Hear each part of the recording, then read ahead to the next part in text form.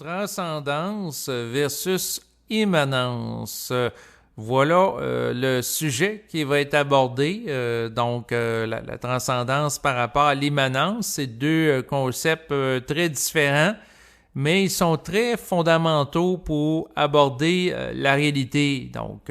C'est intéressant de les étudier pour mieux comprendre notre rapport au monde, puis la façon qu'on l'appréhende. Que ce soit d'une manière consciente ou pas, les gens ont à se positionner dans leur rapport aux événements, aux situations, aux autres individus. Et si c'est une perspective immanente ou transcendante, c'est très différent. Comme rapport à l'existence. Transcendance versus immanence, tout d'abord pour parler de ces catégories. Je vais commencer par les définir. Donc, la transcendance, c'est ce qui se passe lorsqu'une personne vise à connaître une réalisation qui est liée au dépassement de quelque chose.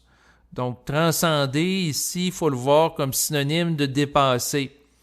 La transcendance est associée, entre autres, au christianisme, à certaines philosophies aussi. Donc, elle a eu une incidence naturellement, cette vision, en fait, en Occident, dans les pays occidentaux en particulier.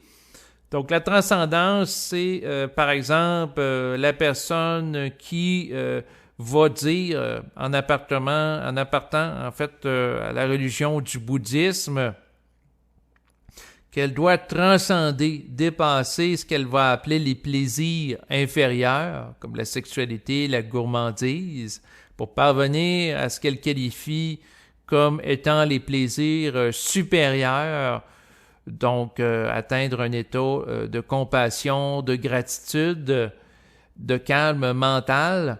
L'idée de la transcendance, c'est de dépasser certains éléments pour en atteindre d'autres.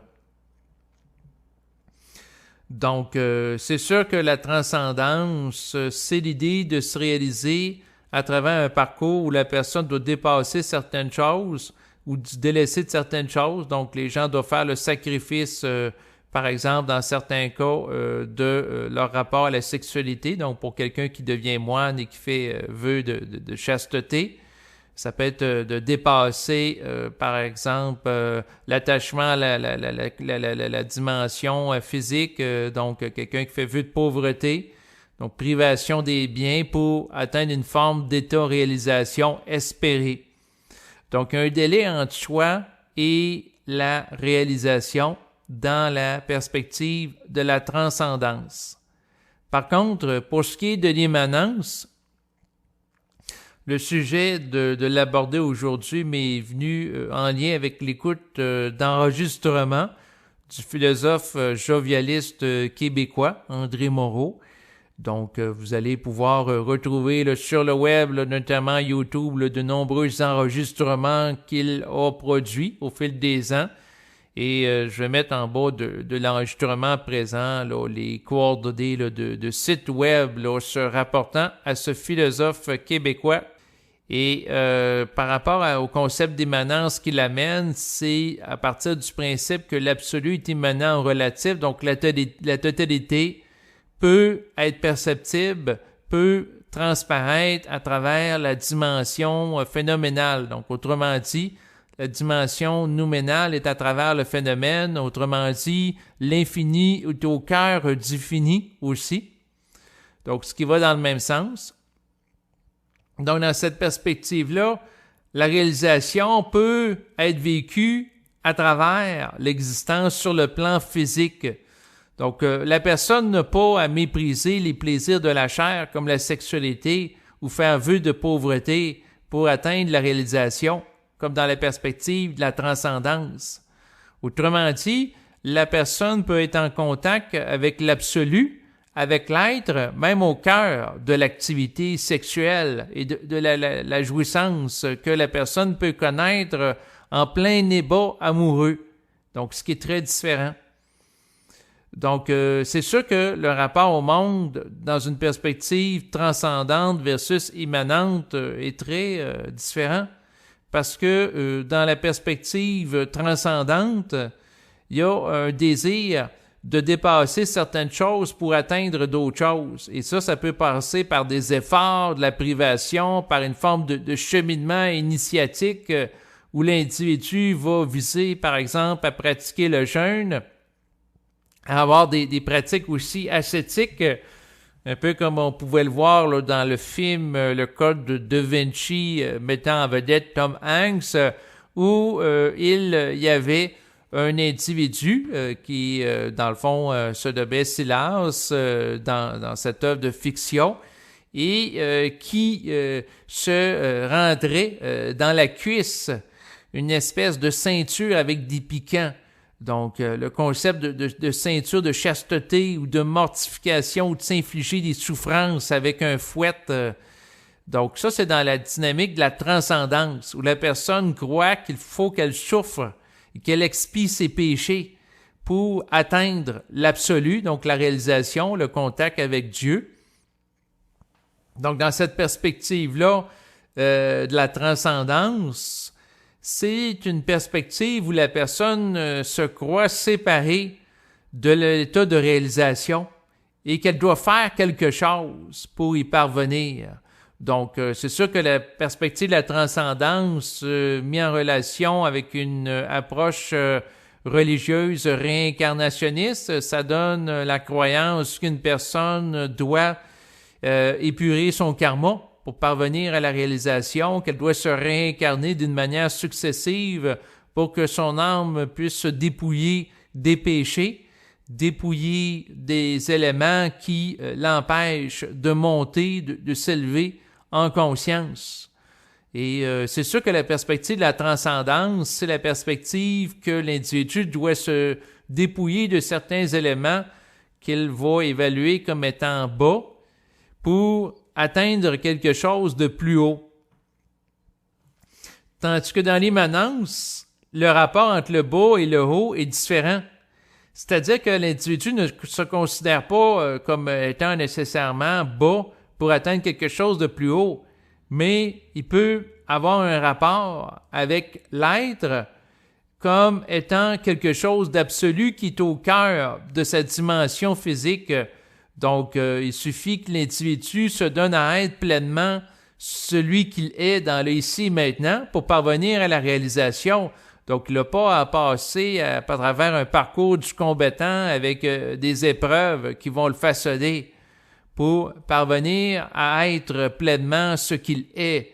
Donc, c'est sûr que dans la transcendance, c'est bien, il peut y avoir des gens qui vont vivre l'espoir de peut-être être pleinement dans le futur avec un certain état d'incertitude, voire même d'anxiété, parce que la personne vit un sentiment qu'elle n'est pas en totalité et qu'il lui manque quelque chose et que cette chose, elle pourra y avoir accès via un état de réalisation plus tard. Donc, dans la transcendance, vue d'une perspective immanente, ça peut être perçu comme la personne qui remet le soin à demain d'être elle-même pleinement. Donc, une forme de procrastination, de remettre à plus tard le fait d'être pleinement. Tandis que dans l'immanence, eh bien, la réalisation est là, dans le ici et maintenant. Donc, elle émane à travers le présent. Donc, mais pour que l'individu soit disponible à bénéficier de toute l'autoréalisation auquel il peut avoir accès dans le ici et maintenant, ben, il faut qu'il soit présent à lui-même, il faut qu'il soit présent à son être. Donc, si l'individu est occupé à vivre un état d'anxiété, à savoir s'il va réussir à atteindre l'état de réalisation de son vivant, où il va devoir se réincarner pour connaître un état tel qui lui permettrait d'être libre de la roue de la réincarnation, s'il réfléchit à ça, ben à ce moment-là, il n'est pas disponible pour savourer tout l'état d'autoréalisation auquel il peut avoir accès dans l'ici maintenant, dans la perspective immanente, tout est là maintenant. Mais il suffit de le voir et il suffit d'être disponible à cela. Et c'est sûr que quand la personne est dans la course, dans la transcendance, qui peut être une forme de fuite en avant, ben, la personne peut croire que, bon, là, il faut qu'elle fasse un pèlerinage religieux à un lieu saint pour parvenir à la réalisation. Il faut qu'elle fasse de la prière, il faut qu'elle fasse du jeûne, il faut qu'elle fasse des exercices de yoga, des exercices de méditation. Il faut qu'elle pratique des exercices de charité envers les plus démunis, et ainsi de suite. Tandis que pour parvenir à la réalisation, dans une perspective immanente, la personne n'a rien faire de particulier sur le plan de l'action physique. Elle a tout simplement accepté d'être pleinement ce qu'elle est. Vivre sa totalité, sa plénitude ici et maintenant, et assumer la totalité de son être. Et c'est sûr qu'il y a des gens qui trouvent ça vertigineux, il y en a qui vont se sentir hésitants, angoissés par rapport à ça, parce que il y a des gens qui se font dire qu'ils n'ont pas besoin de faire un cheminement qui va se l'échelader sur plusieurs incarnations, réincarnations. Du jour au lendemain, ben, ça peut leur créer une espèce d'état d'incongruence interne par rapport à ce qu'ils croyaient. Donc, pour savourer la vie à travers une perspective immanente, ça demande un travail de déprogrammation cognitif. C'est-à-dire que l'individu qui, par exemple, dans le passé, était programmé dans une perspective transcendante, qui l'amenait à se séparer son état du moment présent et celui de la réalisation, doit réaliser qu'à quelque part, hier c'était maintenant, aujourd'hui c'est maintenant, puis demain c'est encore maintenant, puis après-demain c'est encore maintenant. Donc, de perspective immanente, c'est toujours maintenant. C'est-à-dire ici le maintenant primordial, le maintenant où ce que l'être se déploie, le maintenant éternel qui est par-delà la temporalité et la temporalisation que la conscience réflexive peut faire dans son existence. Donc, si la personne réalise que, à quelque part, elle peut se donner à être pleinement maintenant et que, à quelque part, elle a accès à cette réalité, ben, à ce moment-là, elle n'a plus qu'à savourer la vie d'une perspective immanente. Donc, c'est sûr que la perspective immanente est très différente là, de plusieurs approches, plusieurs philosophies, plusieurs visions de la croissance personnelle, la spiritualité. Là, c'est en décalage là, avec beaucoup d'éléments qui ont été amenés. Elle n'est pas évidente à comprendre et à intégrer. Donc, c'est sûr que si la personne se fait dire qu'elle n'a pas besoin de se purifier à travers un paquet d'exercices, puis qu'elle a tout simplement à être pleinement ce qu'elle est, ça se peut qu'elle se dise c'est trop facile, c'est trop simple, voire même se sentir coupable de ne pas faire des efforts pour se prouver à elle-même qu'elle a une certaine capacité. Parce que les gens sont tellement conditionnés à croire qu'il faut qu'ils traversent des épreuves pour être réalisés ou être bien dans leur peau, qu'à quelque part, ils oublient que le fait que lorsqu'ils sont en activité pour faire des épreuves ou parvenir à quelque chose, bien, à quelque part, ils peuvent pas savourer pleinement qu'est-ce qui est là. Donc, c'est sûr que c'est particulier.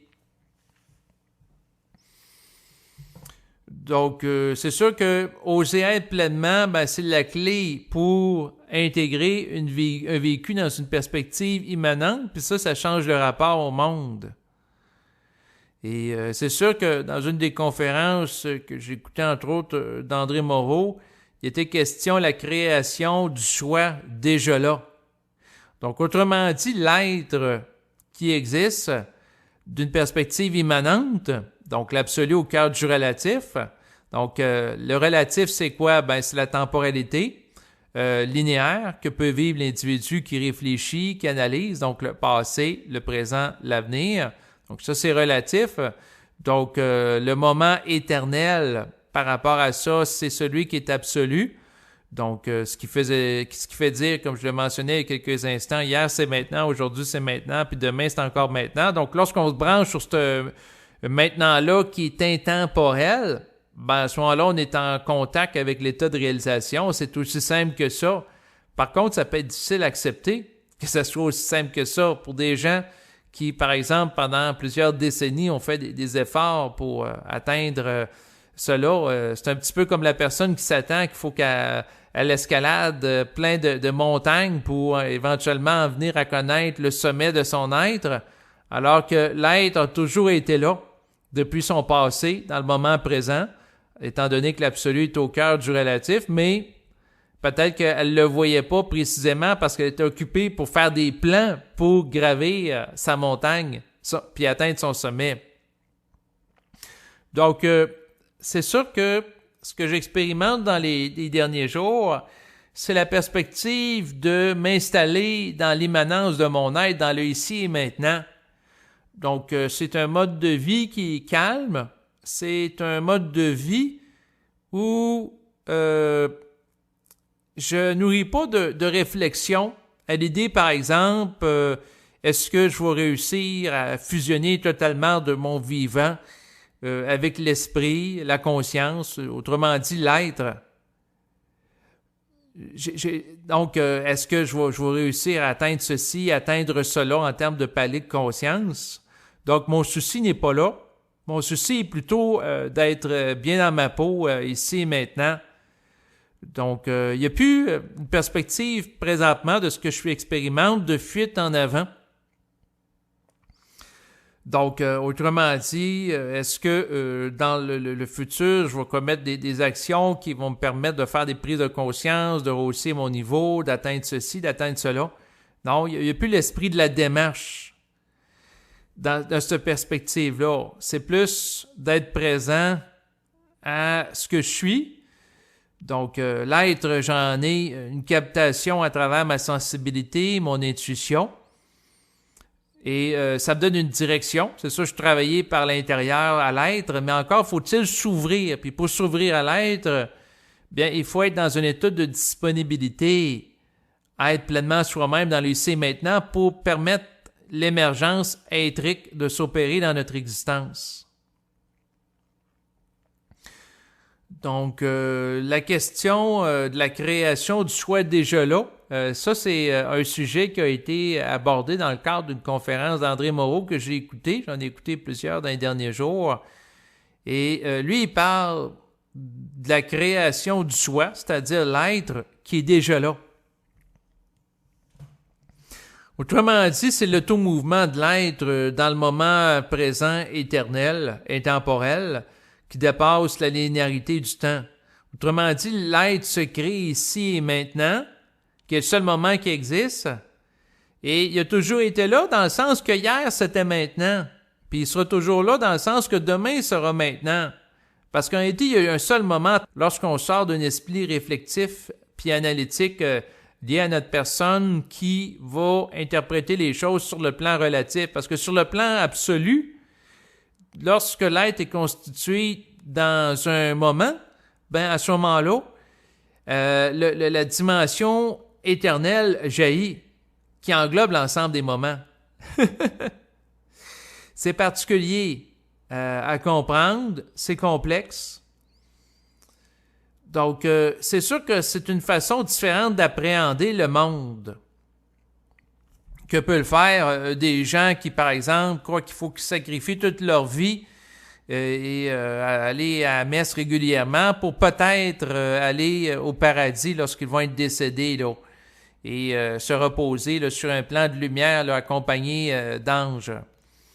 Donc, c'est une vision très différente qui peut être déconcertante, bien entendu, par rapport à certaines personnes. Mais l'idée de l'immanence me ramène à l'importance de me donner un mode de vie qui est agréable. Donc, autrement dit, j'ai pas à me priver pour atteindre un état de réalisation qui est incertain aussi. Parce que quelqu'un qui se prive toute sa vie de richesse dans l'espoir qu'en faisant vœu de pauvreté, il va se réincarner ou être libre du cycle des réincarnations, il n'y a aucune garantie que ça va arriver. Par contre, la personne qui s'occupe de bien vivre dans les ici et maintenant, en faisant par exemple de l'entraînement physique, en se faisant bronzer sa peau au soleil si on en a envie, en recevant ou donnant des massages, en vivant la sensualité sur Terre à travers, par exemple, des activités là, en plein air, là, où ce qui est en contact avec la nature, comme marcher les pieds nus sur une plage, dans l'eau, ou aller à un spa, ou même connaître la jouissance sexuelle, ben, si la personne est bien dans sa peau, à quelque part, elle va célébrer la vie, mais elle va être capable d'apprécier qu'est-ce qui se présente à elle sans avoir l'impression qu'il faut qu'elle se sacrifie ou se détache de quelque chose pour avoir accès à autre chose, dans une perspective d'un sacrifice. C'est sûr que si, par exemple, la personne a sacrifié toute sa vie, puis finalement, elle décède, donc à ce moment-là, la situation de son corps biologique prend fin, c'est sûr que son parcours sur la Terre n'aura pas été aussi agréable que quelqu'un qui vit dans la perspective qu'elle est réalisée ici et maintenant, puis qu'elle peut jouir de la vie. Donc, c'est sûr qu'en parlant de ça, je suis conscient que certaines personnes qui peuvent m'entendre et me dire, la personne, à quelque part, elle peut, dans le fond, avoir à s'ajuster dans sa vie. Si elle a des tendances, par exemple, à connaître des excès alimentaires, à ce moment-là, peut-être que c'est intelligent qu'elle se prive et pour avoir un mode de vie plus équilibré. Et dans cette perspective-là, si on traduit ça dans le langage de l'immanence, elle n'a pas nécessairement à se priver de manger, mais plutôt à écouter le signal qui va provenir de son être, qui va lui indiquer quoi manger. Donc ici, ça ne sera pas une perspective de privation, mais plutôt dans une perspective d'une consommation de nourriture éclairée dans l'optique de s'ajuster à ce qu'elle est appelée à être. Et c'est sûr que si la personne, par exemple, se prive de contacts sociaux parce qu'elle a peur qu'elle se prive d'activités sexuelles, parce qu'elle a peur qu'elle se prive de faire plein de choses, de sortir dehors chez elle, elle reste confinée chez elle parce qu'elle a tout le temps peur, à quelque part, en faisant ça, ça se peut qu'elle manque d'ajustement par rapport à son être en intégralité et qu'à quelque part, toutes ces formes de privation qu'elle connaît l'empêchent d'être pleinement ce qu'elle est. Donc, ça va à l'encontre de son avoir à être qui peut chercher à s'actualiser à travers elle dans l'ici et maintenant. Autrement dit, l'individu a à s'ouvrir à être pleinement, mais l'individu qui s'ouvre à l'être, bien à ce moment-là, va connaître l'émergence du travail de l'absolu dans sa réalité, qui va le façonner, le changer. Et là, c'est sûr que si on parle de façonner, il y a des gens qui vont dire, là, on tombe dans une perspective transcendante. C'est-à-dire partir d'un état donné qui va être raffiné par le travail de l'être pour progressivement atteindre un autre état. À ce niveau-là, ce qui doit être dit, c'est que l'être, lorsqu'on est en contact avec lui, l'être est parfait. Il n'y a pas à être raffiné. Donc, autrement dit, l'immanence de l'être qui surgit dans la conscience, l'individu n'a pas raffiné l'être en tant qu'absolu. Par contre, la personne peut être travaillée par l'être, mais il ne faut pas nécessairement voir ça comme étant un processus d'évolution progressive, mais c'est plutôt un ajustement à ce qui est déjà là, au point de réalisation, qui est déjà présent au sein de l'individu, ce qui est très différent. Autrement dit, si on part de la perspective dans l'optique de l'immanence, que l'individu bénéficie de la totalité de l'autoréalisation qu'elle est, en fait, qui est présent, qui existe dans le présent, à ce moment-là, elle est en contact avec ça, puis elle s'ajuste en conséquence. Et là, c'est sûr qu'il y a des gens qui vont me dire, c'est quoi la différence entre ça, puis s'ajuster à une conception de l'être plutôt qu'en tant qu'esprit qui, dans le fond, va nous guider, nous diriger vers une plus grande réalisation. En fait, c'est une question de traduction de l'impulsion intuitive qui provient de la profondeur de notre intériorité. Donc, dans la perspective de l'être, c'est que à quelque part, l'être est pleinement réalisé dans le ici et maintenant, et lorsque l'individu est uni à l'être, par définition, il est aussi réalisé, c'est-à-dire qu'il vit l'absolu au cœur du relatif, au même titre que l'être. Et dans une perspective transcendante, bien l'individu a à fusionner, si on aborde ça en lien avec des concepts en relation avec l'instruction supramentale qui a été véhiculée ici au Québec par Bernard de Montréal, dont on peut retrouver de nombreuses vidéos là, sur Internet. Donc, il est question que l'individu doit transcender, dépasser son affiliation au plan astral pour parvenir à un état de fusion. Et lorsque l'individu est prêt, il y a la descente de l'énergie qui s'effectue pour la travailler, la personne, dans l'optique qu'elle parvienne à un état éventuellement au fil de son existence, des incarnations, des réincarnations, de réalisation et un rehaussement de son taux vibratoire. En fait, ça c'est dans le langage de la transcendance. Dans le langage de l'immanence, l'esprit, autrement dit l'être, la dimension de l'individu, va dans l'essai maintenant, l'esprit en tant qu'être éternel est réalisé.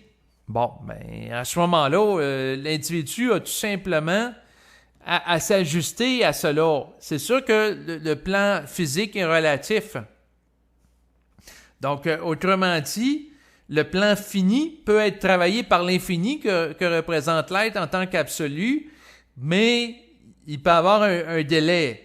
Mais le délai n'est pas nécessairement lié à la transcendance de l'être.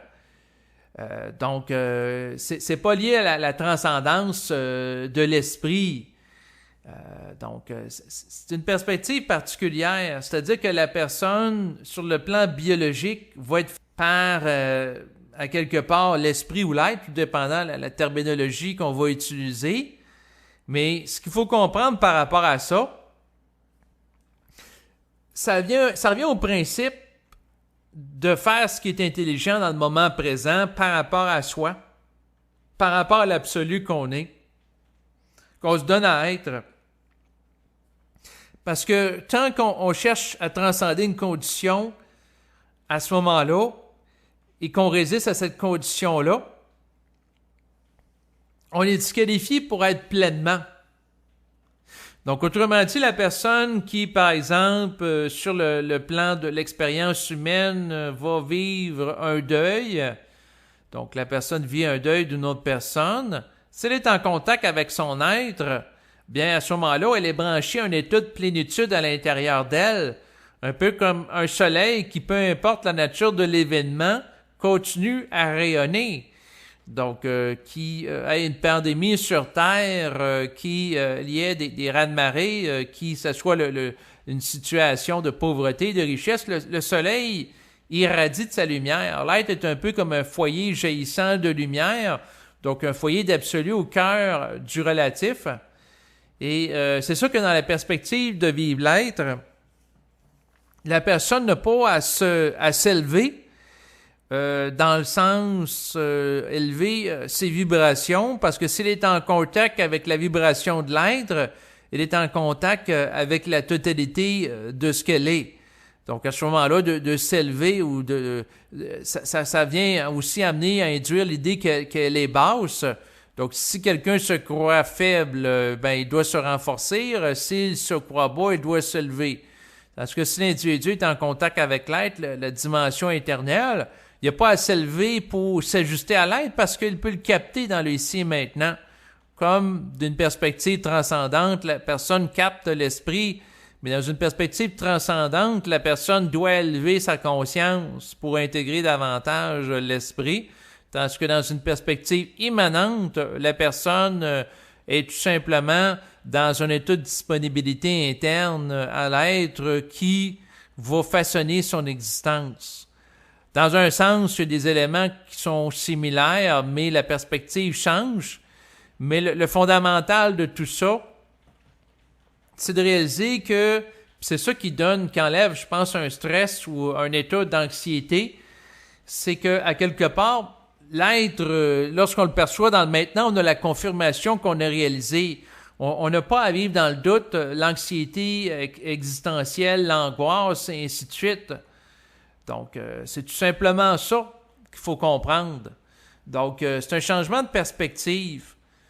Et c'est sûr que si je pose la question maintenant par rapport à, entre autres, à l'instruction supramentale qui m'a intéressé là, pendant de nombreuses années que j'ai étudié.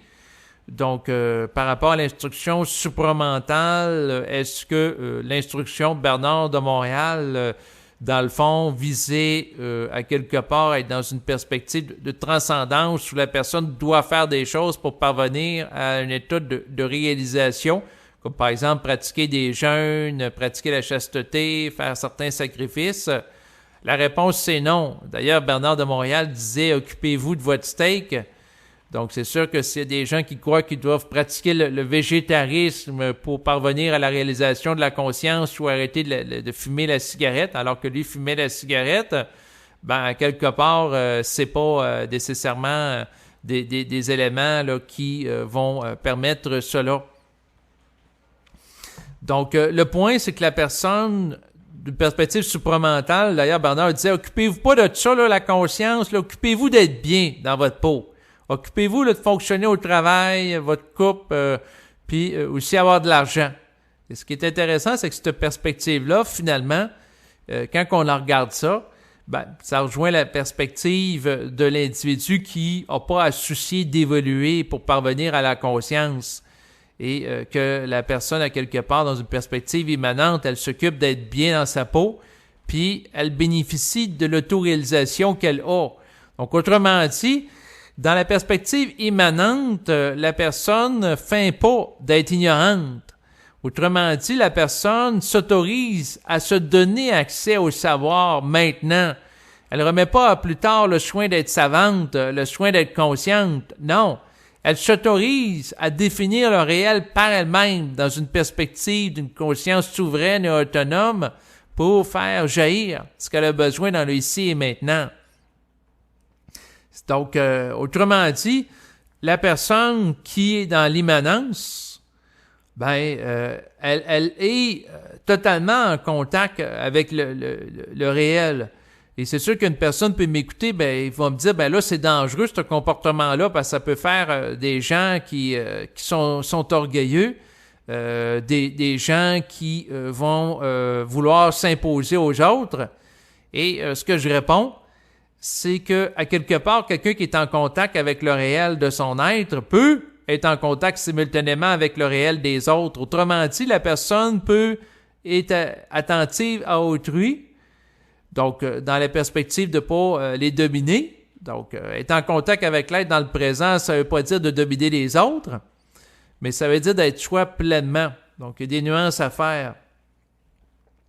Mais ce qui est intéressant, puis je vais compléter l'enregistrement là-dessus, c'est de réaliser qu'à quelque part, c'est souvent l'individu qui, par amour d'un lointain, qui idéalise le désir, parce que souvent quand les gens écoutent des films, ils vont s'identifier au parcours du héros, donc lorsque le film commence, la personne est à un point A, il subit des épreuves pour parvenir à un état de conscience de point B, pour parvenir à la réalisation, un petit peu comme dans Star Wars, là, le parcours du héros qu'on voit à travers le personnage de Luke Skywalker.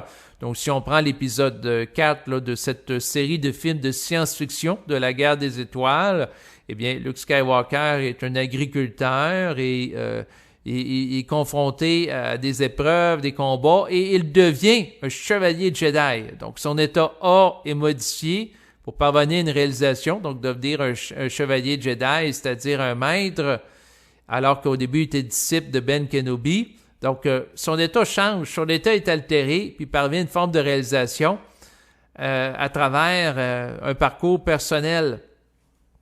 Donc dans la perspective transcendante, la personne doit cheminer pour parvenir à la réalisation, puis elle doit faire des épreuves activement pour cela. Tandis que dans l'immanence, la personne n'a rien à faire sauf se laisser être et être présent pleinement à elle-même pour que la dimension intemporelle jaillisse dans la dimension temporelle de son existence, ce qui est très différent. Donc la personne n'a pas rien à prouver à elle-même ni aux autres pour être pleinement. Elle a tout simplement à se savoir dans le ici et maintenant. Donc, c'est sur ces considérations que je vais compléter cette capsule audio qui visait à faire la distinction entre la perspective de la transcendance et de l'immanence. Pourquoi que je vous parle de ça? Parce que ça m'amène à la perspective immanente à vivre d'une manière beaucoup plus calme, beaucoup plus relaxe. Donc, je pars du principe que si je me sens être, bien, je suis réalisé à quelque part. Donc, j'ai rien à prouver à moi-même ni aux autres. J'ai pas besoin de faire d'efforts. J'ai pas besoin de convaincre des gens. Non, j'ai juste à être moi-même. Et que, à quelque part, à travers l'être, qui est la dimension de moi-même, qui est connectée à ma conscience, qui est en relation avec la dimension physique, parce que je pars du principe que je suis un être multidimensionnel, je pars du principe que j'ai toutes les informations que j'ai besoin dans le ici et maintenant, et que je me donne à savoir ce que j'ai besoin dans le ici et maintenant.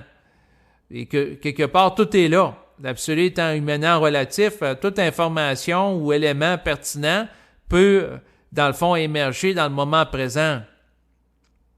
Je peux communiquer avec mon être profond, donc à travers, entre autres, de l'introspection, puis regarder qu'est-ce qui émerge.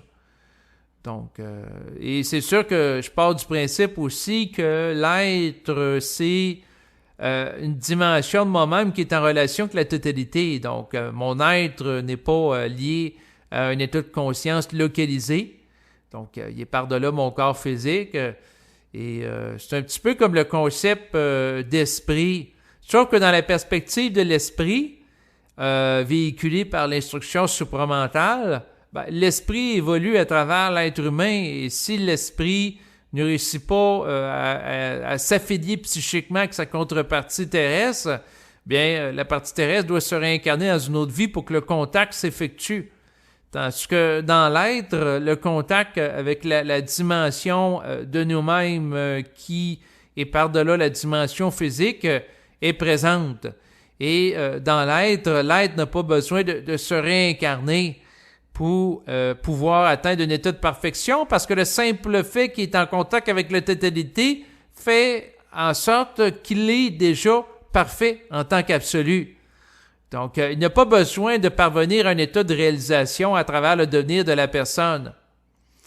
Donc, ce qui est très différent là, comme perspective. Donc là, c'est vrai, je vais arrêter là, de parler. Merci de votre écoute et je vous dis à bientôt. Au revoir.